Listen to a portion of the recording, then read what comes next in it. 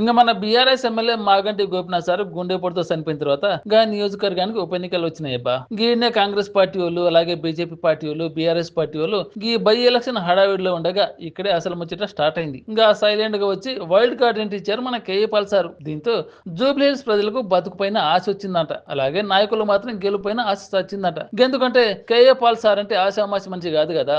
వస్తాడు, మాట్లాడతాడు, వెళ్తాడు. ఇక తెలిసిన ముచ్చటున్నాయి. ఎందుకు వస్తాడో తెలియదు, ఎప్పుడు వెళ్తాడో అసలు ఏది లేదు.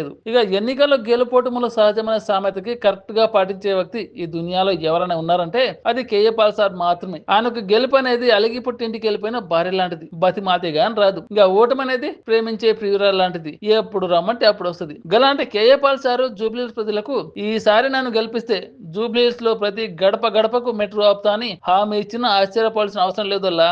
ఎందుకంటే దీనికి గల కారణం గతంలో గాని చేసిన మాటలు, చేష్టలు, వేషాలు గట్టున్నాయి. మరి ఆయన దిమాక్ ఏ రేంజ్ లో ఉంటదంటే నన్ను గెలిపిస్తే మీరే లాభపడతారు, ఇంకా ఓడిస్తే బాధపడతారు అనేలా. ఇంకా ఒక్కసారి గెలిపిస్తే జూబ్లీహిల్స్ ను దునియాలోనే క్లాస్ సిటీగా మార్చేస్తానని ప్రచారం కూడా మొదలు పెట్టేశాడట మన కేఏ పాల్ సార్. ఇంకందుకు అనుగుణంగా ఇంకా గెలిచాక ఎక్కడెక్కడ బోర్డులు పెట్టాలో అంటే ఫ్లెక్సీలు ఉంటాయి కదా, బొమ్మ ఫ్లెక్సీలు, ఇంకా ఎక్కడ పెట్టాలో గా జాగా ఎత్తుకునే పనులు పడ్డారంటే మన కేఏ పాల్ సార్. అలాగే గెలిచాక ఈ పాలాభిషేకాలు నెయ్యి అభిషేకాలు చేయొద్దని గా జూబ్లీహిల్స్ ప్రజలకు మొరబెట్టుకుంటున్నారట.